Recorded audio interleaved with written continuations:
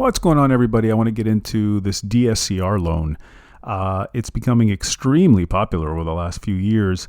It stands for debt service coverage ratio. It's becoming very popular among real estate investors. I hear about it a lot among my colleagues. Other investors I know are taking advantage of this loan, as well as even friends are asking about it. And it's a great loan. Okay, I want to get into why it's so good, and really it's because of its simplicity.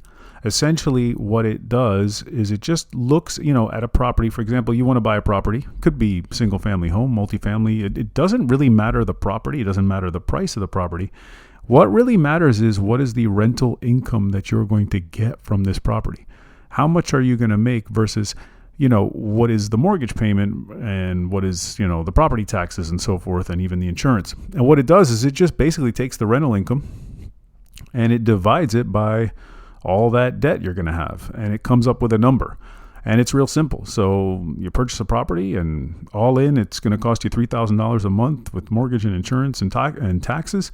But the rent will be $3,500. Well, simple math tells you, you're going to make $500 a month. That's it. That's all the lender looks at. And they say, well, if you're making money and you're not losing money, then we can approve the loan. So the only thing they're really looking at for a borrower is the credit score. They're checking your credit score, and they're going, okay, hey, it's a terrific credit score. It's near perfect. You're going to get a pretty good rate. Versus if it's, obviously if it's good, it's not as good a rate and so forth, and it scales down. And they do have their minimum requirements like every lender would. But DSCR, what it does is it divides the two numbers. So that example of, $4,000 a month in rent up from a property. And again, they look at the typical rent, okay, in the area. So the market rent, that's what they look at. They look at market rent. So they're going to do their own research, and they're going to say, what is this property rent for typically right now based on market rental numbers? And for example, let's say it's a property that rents for $4,000, and your payments are going to cost $3,000. So if they take $4,000, they divide it by $3,000, they get a number. So in that case, that number is 1.33. And that number means it's higher than 1. So a 1.0 number is, we cover it perfectly. Above 1.0, we're feeling pretty good. Below 1.0, it's not going to get approved. It's really just simple math that the lender does. Now, a couple of things with this loan. First of all, you got to know who it's for, right? Because I kind of feel like, well, it's a great idea. And here's who I think it's best for. I think it's best for self-employed folks. I think it's best for folks because there's no income verification. Essentially, well, I'll say little to no. Every lender is a little bit different, but it is really almost no income verification from most lenders. What they really just want to see is the DSCR number, does it go above 1.0? And then they just want to see what is your do you have the money for the down payment, right?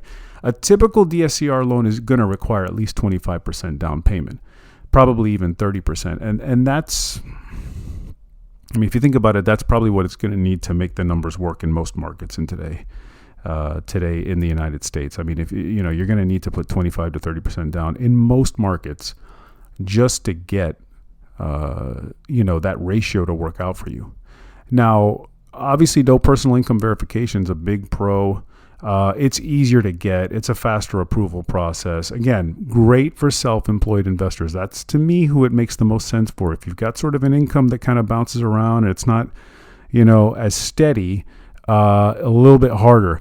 But I think rates will be a little bit higher than a typical loan. Like I said, you'll have to put a bigger down payment to show that you're covering that monthly expense. Closing costs, I think they're a little bit higher with a DSCR loan too. And keep in mind, this is not for a primary residence. This is only for, obviously, an investment property. One other thing when I think of these loans, and this is just, again, my thought behind the whole process, I think about why did these things get so popular? And I know over the years, traditional loans get harder and harder to get.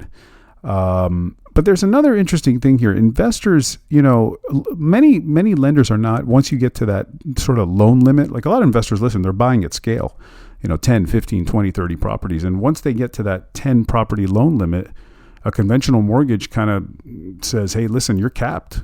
10 finance properties. I'm not going to give you number 11. So it's a nice little workaround around that cap. So I like that about it too. For those that really want to purchase at scale, it's a big benefit.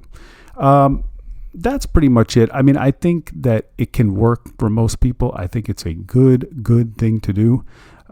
If you are in that situation where it can benefit you, you happen to be self-employed, maybe you don't want to keep showing income. Maybe you're doing something that you're just trying to buy and flip properties, or you just want to do a lot of buy and hold, and that is what you're doing. So you don't have a lot of income to show, but you got some cash on hand, and that's what you want to put it to use for.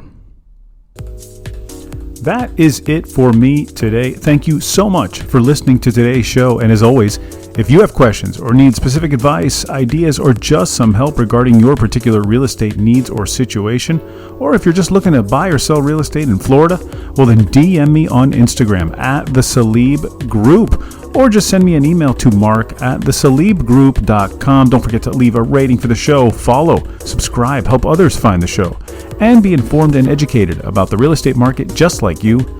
Until next time.